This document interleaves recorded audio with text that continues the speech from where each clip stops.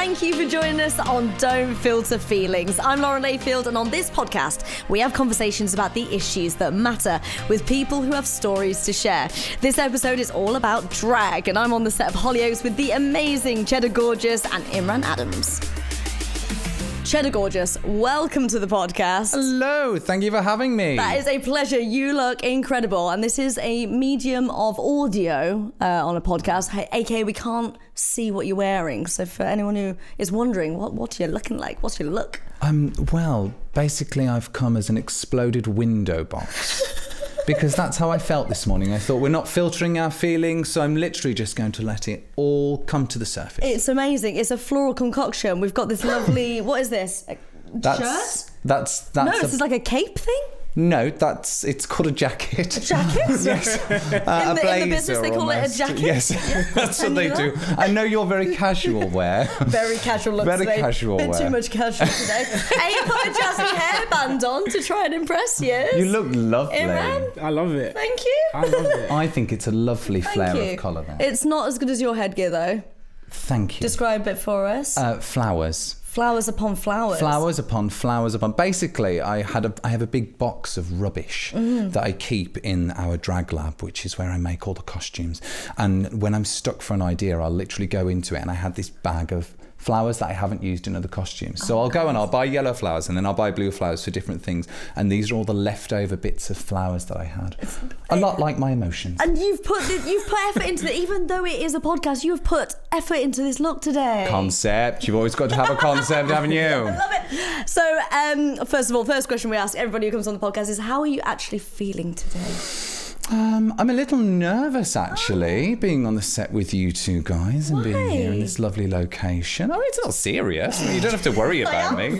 It's okay. Like, I think nerves are sometimes quite good, aren't they? Because they kind of gear you up and throw you into a good zone to be able to do something. I agree. Imran, how are you feeling today? I'm feeling pumped. I'm feeling good. Yeah, I'm happy to be here. I noticed you've not made quite as much effort. I felt underdressed, I did try. It took me an hour to pick this shirt and jeans and trainers, but I think we complement each other. I do. I don't get dressing up on a day-to-day basis. I don't understand that. Like, so for me... What's your normal day-to-day then? Oh my God, I wear like a hoodie and a vest. I make no effort whatsoever. I can't imagine that at all. Well, that for me, I put it all here. I think dressing up and creating this level of spectacle is something you should only really do for like big special occasions. Oh, so like the throw it all in. podcast. There you go. Because you're special.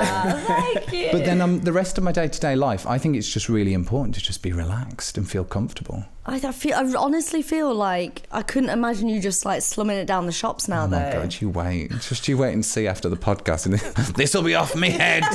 Seriously, the jacket will be on the floor. Like, oh. Right, let's talk about the TV show you did recently. Oh yes, Drag SOS. Yes, tell me all about it. Well, we travelled all around the UK visiting small towns, helping groups of people to find their inner fabulous. And it was really about discovering the centre of community that's at drag, and how drag is something that can both maybe reveal something about people that you haven't seen, but also bring people together as well. Oh, I love it. And this is obviously, drag culture now is taking over. Yeah, so it was so wicked that Channel 4 did this show. Can you take us right back to when you first got into drag? Where did it all start for you? I always think that the first time I was in drag was actually when I was a waiter. And that sounds really weird. And because I used to like wear nice little cravats and like do my hair, get my hair how old did. are you at this point then? Like, oh God, 19, 19, 19. Yeah. And I think because when you're a waiter, you get to kind of be a little bit provocative with people, you get to tell jokes, you get to entertain, because you have to get the tips, don't you? You have to get those tips. It's an entertainment industry in itself. You have to work for that money. And you're part of people's nights in a really, really exciting way. If you do your job like well and you enjoy your job as a waiter, you find that actually it's quite fun, and you get to be this kind of elaborate version of yourself, which is ultimately, I think, what drag's about. I just wasn't done there. I took it to the next level. And then I love it. So when was the next level? When did you go from waiter to full-blown flowers on your head? I was working as a club photographer. and they lost a drag queen. These things happen sometimes. It's a very treacherous profession, you know, heels, especially in Manchester near canals. I mean, it's a terrible thing. Yeah. But they lost one of their drag queens. It actually wasn't a tragic event. She's fine. But and they knew that I liked to dress up for Halloween. I've dressed up probably since I was about 16, 17 for Halloween. I was a very shy child, and then kind of exploded out whenever a fancy dress opportunity came. Are you one of those that went gung ho at Halloween? Oh my God, I did. What not characters? Stop. I used to do the Great God Pan. It was cerebral even then. Do you know what I mean? It's not quite sexy witch. I know. Yeah, we've all gone for an old bin bag, haven't we? No. Those are the characters who inspired me. I used to like to do aliens and monsters and gods because I was a geek and I watched that on television. I loved Star Trek. I loved Hercules. I loved all of those kind of classic TV shows and movies that were all monsters and creatures.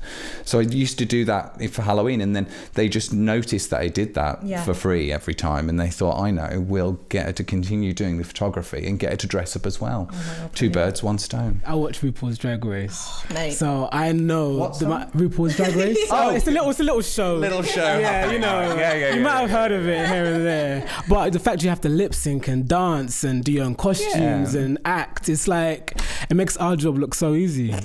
Do you know the big thing, and I think a lot of the time people try and talk about drag as being about the costume or the look or the type of performance people do. I think the real art of drag is in the relationships you form, because unlike being an actor or being a stage performer or being a visual artist, you live your art. You go out, you make relationships with people, and those relationships last for a very, very long time. And now even more so through social media, you're connected to a community of people in a really, really exciting way.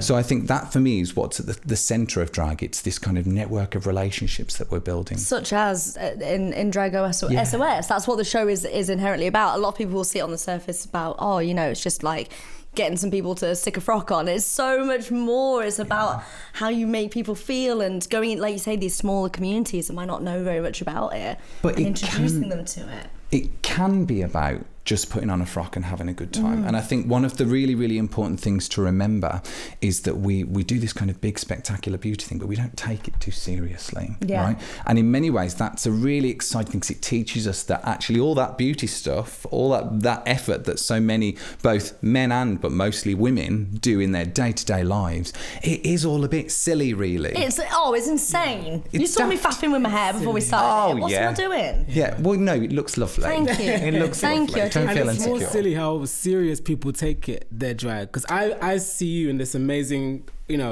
ensemble, and I don't see any difference how anybody else dresses. Like, I think RuPaul had an amazing quote in one of his songs saying, "We're all born naked and the rest is drag." Meaning for me, I took that as whatever you do after the shower, whether you put on a dress or a suit or whatever, that's your drag, that's your identity. And if you choose to take it seriously, that's the silly part. Don't take life too seriously. But we're all telling stories, aren't we, all the time? In how you put your headband on, in the shirt that you chose today, in the way a businessman presents himself in the office. We're all trying to tell a story. It's just that drag queens, we do it on a bit of a higher up level, right? We take things a little bit more extreme. We don't just want to tell you the story. We want to shout the story at you and let you see this thing we want you to see. I always describe it as taking that thing that I think people don't see about me and making it the only thing that they can see. I love that. I love that too. We've mentioned a couple of times RuPaul's Drag Race already. Oh, yes. So let's get into it. Love it. Are you a fan? Are you on board? How long have you been doing drag now? Oh, about 368 years, something like that. No. I'm just a drag baby, really. No, I just am. No, I think you cannot ignore both the cultural sensation that is RuPaul, both the influence it's had on the drag scene, but also the influence it's having on mainstream culture. Because it's incredible how it has exploded. I was talking earlier, we knew you were coming in, and I was talking about my other half, and he would not be the typical person that might sit down in front of what is a makeover kind of esque show, and a performance-y type show. And one episode, hooked, done. That's all he needed. And we've watched every single series since. It captured the imaginations of people who are not within the drag culture scene, we were not in the gay scene. Everybody just seems to love it. Why do you think it's so successful? Well, what I love about drag queens in general is that we occupy this space where we can be fun and entertaining to all people, yet also we really make our strangeness and our difference overt to people. So we become these kind of characters that people can fall in love with and that they can celebrate, yet you cannot ignore the fact that, I mean, most of the time we're LGBT, or we have something that's different about the way that we think about our gender or the way that we live our gender. And what I love is that you have drag queens now in these positions where we're the strange weirdos, if you like, and we're teaching regular people a little bit of something about their lives and about how they should maybe be able to express their feelings more and feel confident in being whoever you are. And it's making that idea that everyone thinks there's this thing that's called normal, and actually it's not real. Yeah. And all the normal that's being presented everywhere, it's just a presentation. And you can mess that up and you can play with that. And maybe what we all need to do a little bit more is play a little bit more with what we think of as normal. One thing that a few people have said is like, oh, RuPaul's Drag Race, it's actually really funny. As if they expected it not to be funny. It's as if they expected it just to be a group of weirdos. Yeah. And, well, what were you expecting? Well, I don't know. They expect it to not be for them. And it's the same thing with difference. With Drag SOS, people said we didn't expect for it to get emotional. We didn't expect to relate to you in an emotional way. And that's how I hear it. We didn't expect that you people who are so different to us would make us feel a feeling of empathy towards you. That I could feel as well. Yeah. Because you look so different and I'm not that. But we break all that down, and that's the joy of like drag, because we're doing all that beauty stuff, we're doing all that out there, look at me, spectacle stuff, yet also, you know, it's fake, you know, we're taking it off. And in that moment where it's broken, whether it's broken through the removal of makeup or whether it's broken to a little wink to camera showing you that you know that you're doing something and you're self-conscious about it, it's those moments that make all of it just dissipate away. Yeah. Speaking of which, this moves on perfectly right now. Hollyoaks has obviously been doing a storyline where your character, Imran Mitchell, is now falling in love with a drag character but he's your friend. It's very complicated. Yeah, tell us about it for anybody who doesn't know the storyline. So I play Mitchell Devereaux, who is a doctor and a part-time stripper. And so he's a showman as well as someone who's into being a doctor and all that in his career. But he falls in love with Anita Tinkle, which is a drag persona that has been kind of created by Ross Adams' character, Scott Drinkwell. But because he was raised so religiously and because he was raised with doctrine and all of that, he doesn't have any negative association with gay people, but he does feel a lot of pressure not to be gay. And at the moment we don't know what he is. He could be gay, he could be bi, he could be straight, but I think that doesn't really matter. With this storyline, it's quite unique because we kind of removed the labels, similar to what drag is all about. No labels, no restrictions, no boxes. And now it starts off as a friendship. And now it's developing into something more deeper, and it's early stages, so I can't say a lot, but it's unlike any other coming story you've ever known, because it's not just about the LGBT experience, it's about all of us. There's a common thread that kind of runs through all of us, and that's wanting to be seen for who we are. And as much as Scott has had trouble finding his Anita Tinkle persona, Mitchell has had trouble finding who he really is outside of who he's been told who he is. So it's quite deep. Do you think that you're falling, not you personally, I mean, obviously you are falling in love with the drag character, I'm sure, today, but do you feel that your character is falling in love with Scott or with Anita? And do you see them as separate? So, because I think for me, I don't see them as separate. But I think he's falling in love not so much yet with Anita or Ross. I think he's falling in love with the feeling of emancipation, wanting to feel free, wanting to be who you are. And that's what he represents, because I feel like the writers are quite smart on Hollyoaks, and they know quite a few things about writing, and they've discovered... They're right. They're writers. Yeah. Whatever. They're pretty good. They're amazing. So this story...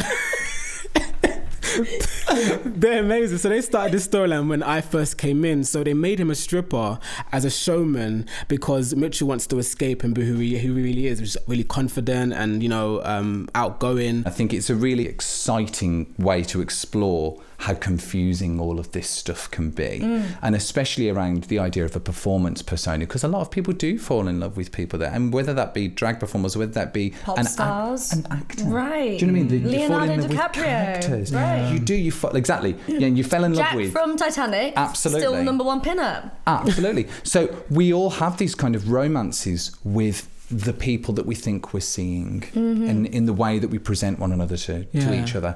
And I think it's quite exciting to kind of try and look beyond gender. If he's got an idea of who he thinks he's attracted to, the idea of looking beyond and all he can see is that spectacle and being in love a little bit with the spectacle. I just think it's a really confusing and exciting storyline. I think the trouble you get into is whether we get into an issue around gender. So does he see Anita as a female? Does he see Anita as a male, or does he see Anita as something that goes beyond that simple binary gender? Yeah. Again, I don't know if that's at the moment that matters. I think, you know, we're as a society moving towards the light, I think, and that's no labels, no restrictions, no boxes. But you said something twice and I love it. I love that. Moving towards, but that's what we should be moving towards. I know, but you just said something that I felt quite profound, which is it's confusing. But when you think about it, when we were 8 years old and 7 years old, it wasn't confusing. We would like go into our box and put on, would be Superman or Bunny or whatever, and we would just be that, you know, that character. And over time, it seems like adulthood has been like kind of disease in a sense, to the point where we've kind of like felt that we've got to be, oh, I'm Imran, or I'm, you know, this person. I feel like that confusion needs to go. I think that's what we need at the moment. And those ideals are often so bound up for all of us with gender and with the idea of being a man or being a woman, and what makes it so difficult for people who feel more non-binary or who feel transgender, because they don't have those gender ideals. On that note then, where, if anywhere, do you place yourself? Pronouns? What pronouns do we use? Well, I prefer people to mix it up. So if anybody calls me any pronoun with any consistency, I get highly offended. You just like to keep people on their toes. Keep it on their toes. Keep thinking about it. Use a she, use a he. But that's for me, because I like being playful. Being playful is at the core of how I see my gender. I've been thinking more lately, do I identify as non-binary? Yeah. And the trouble is, outside of drag, I don't think people would ever question my gender. And because as a white male, it's never been particularly an issue for me of having to feel the need to either represent myself in a way that increases my power outside of drag. As a gay man, it's probably been an issue to me. But there are all these, for me, it's quite confusing. Even as a person who's working in it, I'm like, well, all these different identity concepts. And the truth is, they all kind of blend into one another. Sometimes I don't feel like a male or a man, especially not when I'm in drag or I'm dressed as a unicorn. I like to think of myself as something that's, especially in drag, as something that's a little bit more playful. And I think your drag is so out there as well. It's not as simple as, I know you have like your like pageantry type drags, which is full on female glamour, isn't it? But yours, you do like alien kind of looks, like unworldly kind of looks. You're saying I don't look female glamour? You've got all your flowers on your hair today. I'm going to go full on glamour today. Thanks. But your Instagram is there's so many different looks you do on there as well. So I kind of think it must be hard to just go like, oh, today I'm a girl, today I'm boy, or whatever it is. You could be anything you want. Like, I never wanted to be a man or a woman. I wanted to be an alien. I wanted to be a god. I love all forms of drag, and I really do enjoy. I like old British cabaret drag, like kind of camp, crazy queens. Which we were talking about with Drag Race UK coming. Yeah. Is it gonna be a bit more campy, do we think? I hope so. I mean, you've got Bag of Chips on there, but Scott's character, Anita as a character, for example, like, I love that style of drag, that really kind of feminine, like crazy, like fun, provocative kind of caricature. I love that stuff. It's just that was never what I wanted to show the world. I'm like, almost, come on, set your sights higher. I get being a screen siren is fun, but just go for a god. Yeah. You know? Yeah, why not? That's it. Why not? That is it. Do what you want. I love it. So you would not have any kind of label that you attach to yourself, would you say, at present? Unicorn. Does it change moment to moment? Love that. Yes, that was the other question. Why not? Yeah. And I think it's important to be okay with being playful, but respect what people find comfortable. So if somebody tells you, my gender is female, I prefer a female pronoun, and you're like, yeah, I'm going to make absolutely every effort, regardless of what things come in my head and the preconceptions I have, I'm going to make every effort to make sure that's what I'm going to try and do. But for me, equally, respect the fact that it isn't as important to me. In fact, actually, it's more important for me for it to be playful, because I think, like you say, I hope one day to move into a world where none of those binaries and those labels and those classifications have meaning unless we want them to have meaning. And we listen to them as stories that we're telling to one another to help us understand one another's experience, right? That's why those labels should be there, not because you should be told who you are or how you should dress or what you should be. You know, it should be a way of me describing to you, this is an aspect of my experience, and it's important to me. Has there ever been a time when you have felt offended by how anyone's addressed you or labelled you up? It's never been a trouble for me. It's never been part of my experience. And I think it because my drag has never, I did used to do quite campy female drag, but my drag for such a long time has never been about that. And I've always embraced this idea of liking to be a bit provocative.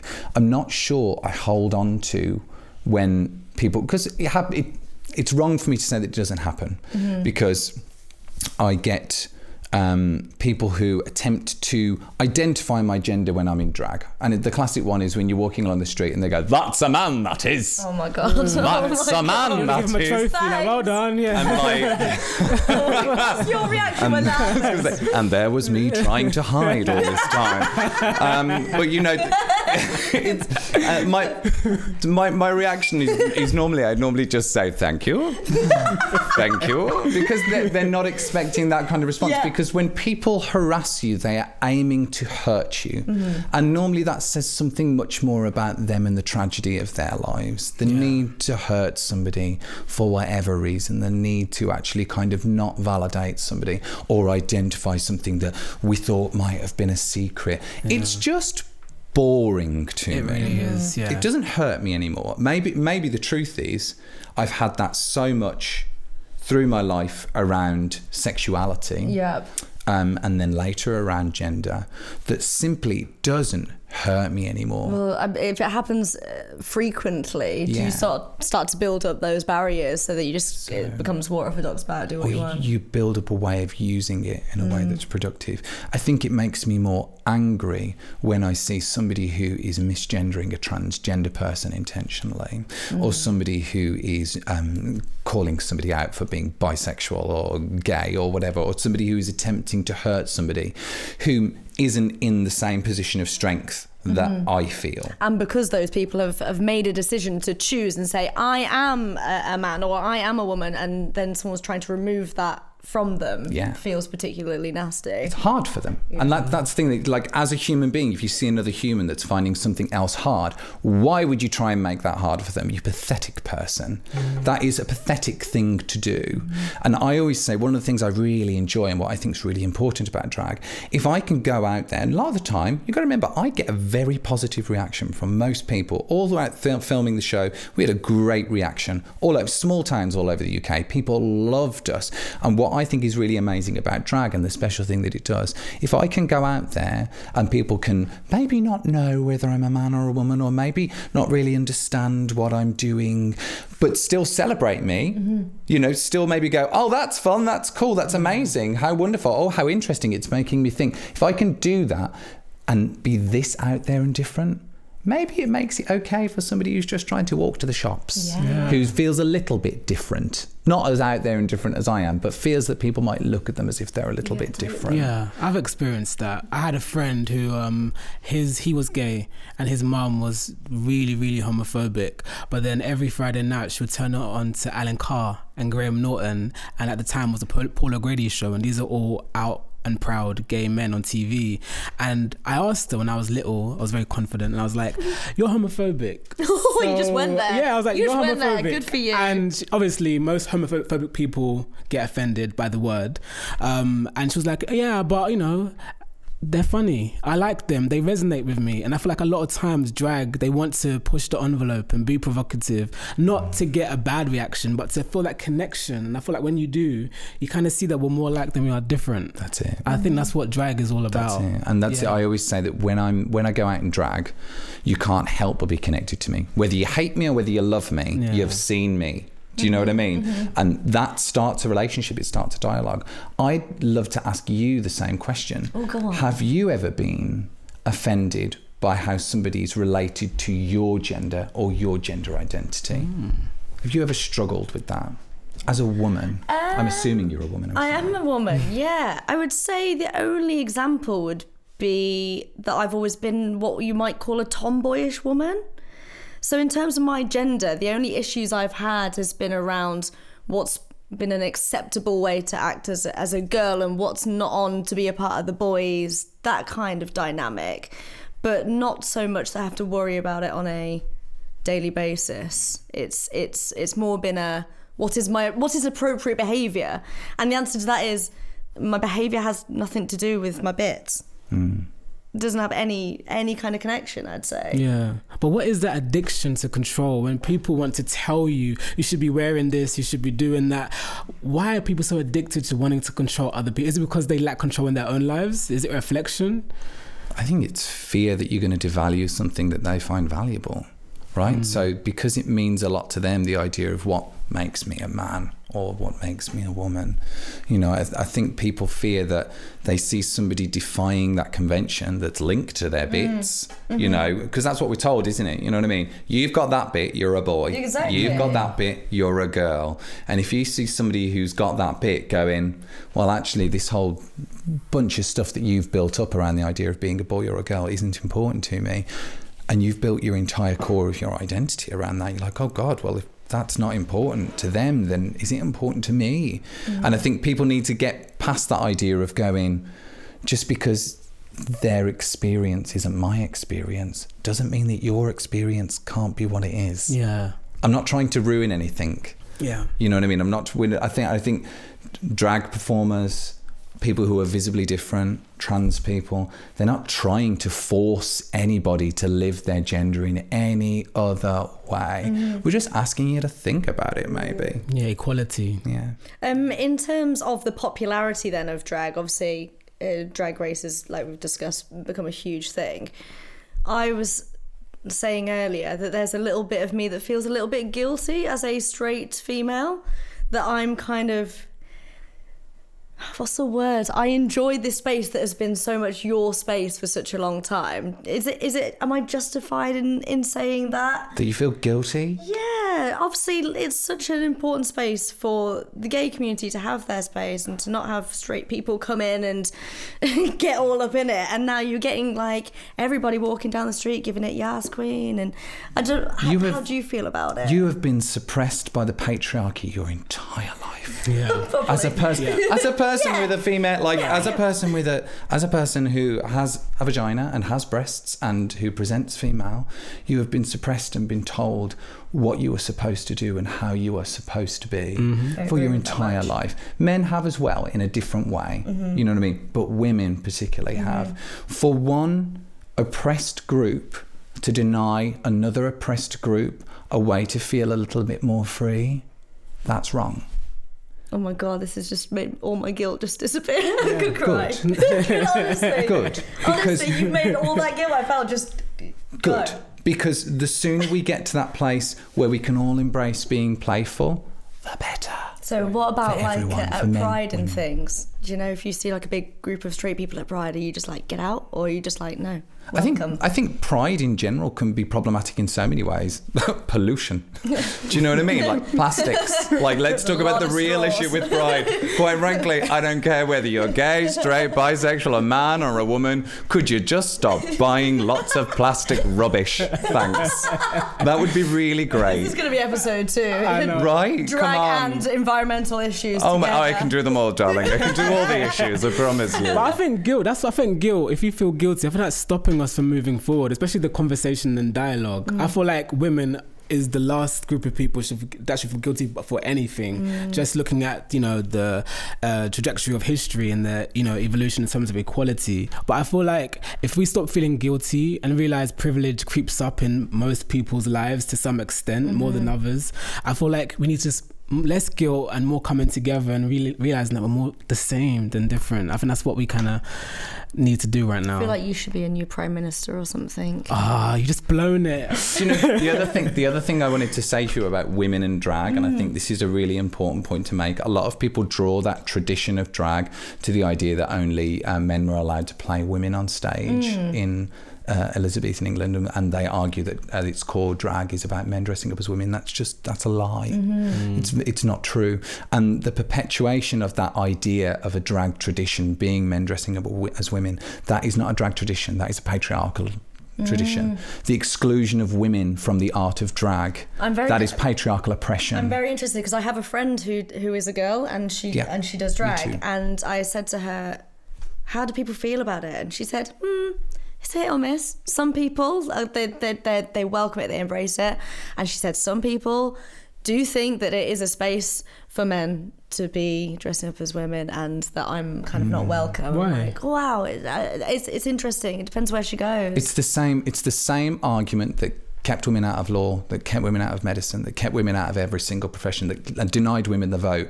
This is something that men do. And this is something that men have always done. And it's a lie. It's a patriarchal lie. So maybe we should ask the question of, well, why was it only men who were dressing up in those big theatrical costumes?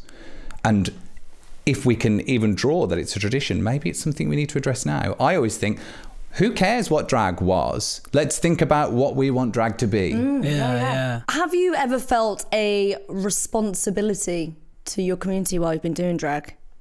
I feel like part of my community. I feel like my drag emerged from being part of the LGBT community. But I don't think that the LGBT community are the only people who own drag. So you have to think of, even if we trace drag back to the Victorian era, when the expression first started to be used for men dressing in elaborate theatrical dress. I won't say dressed as a woman, because actually that's not... drag is not that simple. But even if we trace it back then, the idea of the LGBT community didn't exist then. So actually drag's much more this kind of peculiar theatrical community tradition. And I think I would argue that you could trace drag back as being something else much more fundamental to community. The idea of I dress up, I make myself different in order to bring people together and to tell stories, to entertain people. And it just so happens that that's found a really particularly prominent place in the LGBT community, and has been critically important in how we made ourselves visible through Stonewall, through the riots, through the Section 28 marches, by being able to boldly put on, and it seems daft, doesn't it, to boldly say this, we're different to other people, we wear our difference on the outside. And drag queens do that in all kinds of different ways, with their kind of crazy club kid drag queens or traditional kind of diva-esque drag queens. It may be almost a little bit ham-fisted that we're making a lot of the time we're doing those kind of gender play transitions, right? But I think it's incredibly important that we continue to make visible the fact that we feel different from other people. But I don't think it's exclusive to LGBT So communities. a lot of people would assume drag has been born out of gay culture, but you're actually saying it's the opposite way around. I think it's adopted it. I think that calling it drag maybe is something that's become very prominent and been made prominent and been made popular and been made mainstream by the gay community. It's a gift from us. Thank you. You're welcome. I do appreciate it. Thank you. We do appreciate it. Welcome. But if you look at the tradition of dressing up in order to occupy that place within a community, there's all kinds of people who have been doing that all over the place. You know what I mean? And to varying different degrees. I always think that drag queens are a little bit like shamans. Do you know what I mean? You laugh, but I think it's like a real thing. These kind of members of the community that are kind of outsiders, and that's the place we occupy within the gay community. We're kind of outsiders. We're invited to the parties, but we're kind of seen as like a little bit elevated, special, strange, scary even. You know what I mean? And we do magic. We make things happen. We're able to provoke. We're able to say things that other people are not able to say, which is one of the lovely things that I've seen in the Hollyoaks story with Anita's character. She goes in and she says things to her community which is mostly made up of straight people, she goes in and she plays that role of going, this is a problem. You need to talk about this. Because we are able to do that. In becoming a spectacle, we're able to make magic happen that you're not able to do when you're immersed in your regular everyday life as a community member. Yeah, it's like alchemy, isn't it? Yeah, it's like alchemists. Turning, like, the LGBT have been through so much throughout history, from Harvey Milk till now. The trajectory has been amazing. But I feel like for me, and with Ross as well, when we found out about this storyline, we wanted to do as much research as possible. And for me, I see drag people as kind of like the warrior ambassadors of the LGBT community. I'll put like Barack Obama and drag people for the LGBT community around the world. I think a big thank you has to go to you guys, 100%. Did you just compare me personally to Barack Obama? Me and Barack.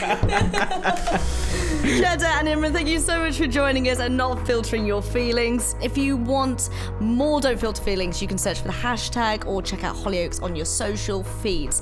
And as always, if you've been affected by anything you've heard on this podcast or seen in Hollyoaks, there's help and support over at channel4.com/support. We really hope you've enjoyed this podcast, and it would be amazing if you leave us a rating and review the episode wherever it is you listen, because more ratings and reviews means more people will hear about the podcast, so please do take a second to spread the word for us.